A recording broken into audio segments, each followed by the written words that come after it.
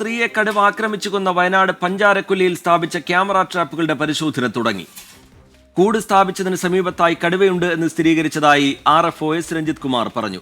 കുങ്കിയാനകളെ ഉപയോഗിച്ച് തെരച്ചിൽ നടത്താൻ കഴിയുന്ന ഭൂപ്രദേശമല്ല ഇതെന്നും RFO വ്യക്തമാക്കി. ഇതിൻ്റെ പ്രസൻസ് ഇവിടെ തന്നെയുണ്ട്. നമ്മളെ ഫോറസ്റ്റിൻ്റെ അടുത്ത് തന്നെ ഇതിൻ്റെ പ്രസൻസ് ഉണ്ട്.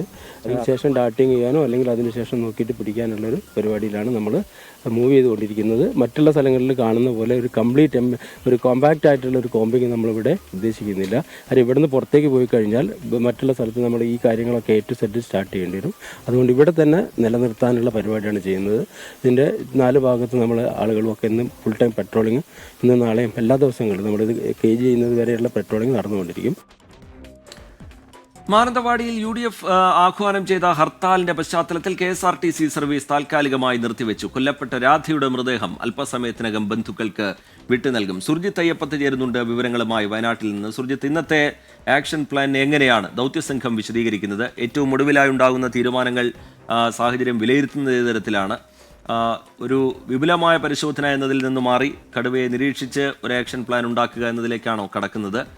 ഈ കുങ്കിയാനകളെ അടക്കം ഇപ്പോൾ ദൗത്യത്തിന്റെ ഭാഗമാക്കാൻ കഴിയുന്ന നിലയല്ല ഉള്ളത്. അതിന്റെ ഭൂപ്രദേശം ആ തരത്തിലല്ല എന്ന് ഉദ്യോഗസ്ഥർ വിശദീകരിക്കുന്നുണ്ട്. എന്താണ് പുതിയ വിവരങ്ങൾ സുർജിത്ത് അയ്യപ്പത്ത്?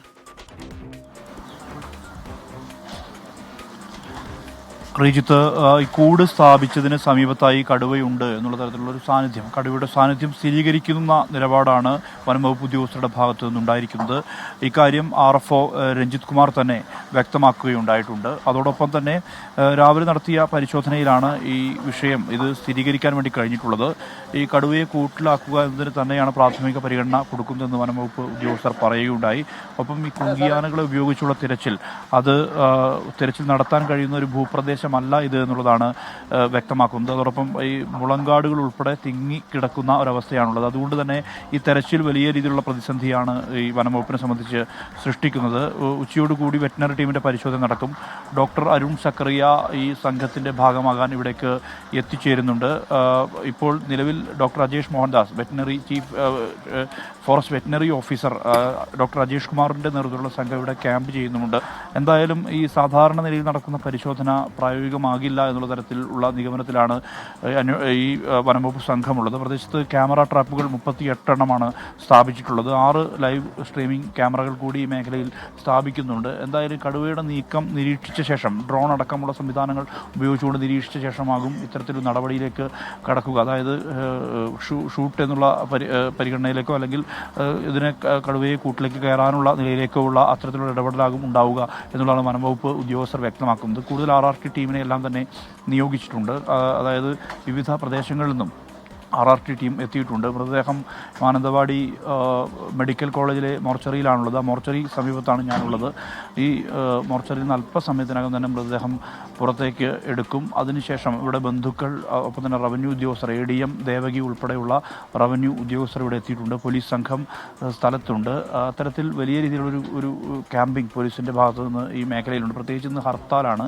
സ്വാഭാവികമായും എന്തെങ്കിലും തരത്തിലുള്ള ഒരു അനിഷ്ട സംഭവത്തിലേക്ക് കടക്കാൻ ഉള്ള സാധ്യത തള്ളിക്കളയുന്നില്ല പോലീസ്. അതുകൊണ്ട് തന്നെയാണ് ഇത്തരത്തിലൊരു ജാഗ്രത പോലീസിൻ്റെ ഭാഗത്തു നിന്ന് ഉള്ളത്. ചില KSRTC സർവീസുകൾ ഇവിടെ താൽക്കാലികമായി നിർത്തുന്ന നില ഉണ്ടായിട്ടുണ്ട്. എന്തായാലും സ്ഥിതിഗതികൾ വിലയിരുത്തിയതിന് ശേഷം മാത്രമേ KSRTC ബസ്സുകൾ ഓടുകയുള്ളൂ എന്നുള്ള കാര്യത്തിൽ തീരുമാനം വന്നിട്ടുണ്ട്. ഈ കോഴിക്കോട് ഉൾപ്പെടെയുള്ള ദൂര സർവീസുകളും അതോടൊപ്പം തന്നെ കുട്ട, വാളാട്, കൽപ്പറ്റ, ബത്തേരി ഭാഗങ്ങളിലേക്കുള്ള ലോക്കൽ സർവീസുകളും ഇതിനകം തന്നെ നിർത്തിയിട്ടുണ്ട്. ഈ എന്തെങ്കിലും തരത്തിലുള്ള സംഘർഷ സാധ്യത കണക്കിലെടുത്തുകൊണ്ടാണ് KSRTC സർവീസ് നിർത്തി വച്ചിരിക്കുന്നത്. ഇന്ന് ഹർത്താൽ UDFൻ്റെയും SDPIയുടെയും ഹർത്താൽ ഈ മാനന്തവാടി നഗരസഭ കേന്ദ്രീകരിച്ച് ഉണ്ട് എന്നുള്ളതാണ് ഏറ്റവും പ്രധാനപ്പെട്ട കാര്യം. അതോടൊപ്പം 4 ഡിവിഷനുകളിൽ നിരോധനാജ്ഞയും പ്രഖ്യാപിച്ചിട്ടുണ്ട്. ആ നിരോധനാജ്ഞ നിലനിൽക്കുന്ന ഒരു പശ്ചാത്തലം കൂടിയുണ്ട്. ഇതിനിടയിലാണ് ഇങ്ങനെ ഹർത്താൽ കൂടിയുള്ളത്. അതുകൊണ്ട് തന്നെയാണ് കൂടുതൽ പോലീസ് വിന്യാസവും ഉണ്ടായിരിക്കുന്നത്. ഇപ്പോൾ ഈ മോർച്ചറിക്ക് മുന്നിൽ നിന്ന് ബന്ധുക്കൾ, പോലീസ് എല്ലാവരും എത്തിയിട്ടുണ്ട്. അല്പസമയത്തിനകം തന്നെ രാധയുടെ മൃതദേഹം പുറത്തേക്ക് ഇറക്കും. അതിൻ്റെ നടപടികൾ പൂർത്തിയായിട്ടുണ്ട്. ഇന്നലെ തന്നെ പോസ്റ്റ്മോർട്ടം നടപടികൾ പൂർത്തിയായതാണ്. അല്പസമയത്തിനകം മൃതദേഹം ഇവിടെ നിന്നും നേരെ കൊണ്ടുപോകുന്നത് വീട്ടിലേക്കാണ്. വീടിനടുത്ത് തന്നെയാണ് സംസ്കാര ചടങ്ങുകൾ നടക്കുന്നത്. ഏകദേശം 11:30 വരെ പൊതുദർശനം ഉണ്ടാകും. 11:30 സംസ്കാര ചടങ്ങുകൾ നടത്താനാണ് ഇപ്പോൾ തീരുമാനം എടുത്തിട്ടുള്ളത്. അത്തരം നടപടികളിലേക്കാണ് ഇപ്പോൾ കടുവയെ കൂട്ടിലാക്കുക എന്നുള്ളതിനാണ് ഇപ്പോൾ പ്രഥമ പരിഗണന നൽകുന്നത്. അതിന് സാധ്യമായ എല്ലാ നടപടികളും ഈ ഘട്ടത്തിൽ സ്വീകരിക്കുന്നുണ്ട്. പലതരത്തിലുള്ള വെല്ലുവിളികളും ഈ ദൗത്യവുമായി ബന്ധപ്പെട്ട് നിലനിൽക്കുന്നുണ്ട് എന്നുള്ള കാര്യം പ്രേക്ഷകർക്കറിയാം. അതിനെ മറികടന്നുകൊണ്ട് കടുവയെ കൂട്ടിലാക്കാനുള്ള ശ്രമമാണ് ദൗത്യസംഘത്തിന്റെ ഭാഗത്തുനിന്നുണ്ടാവുന്നത്.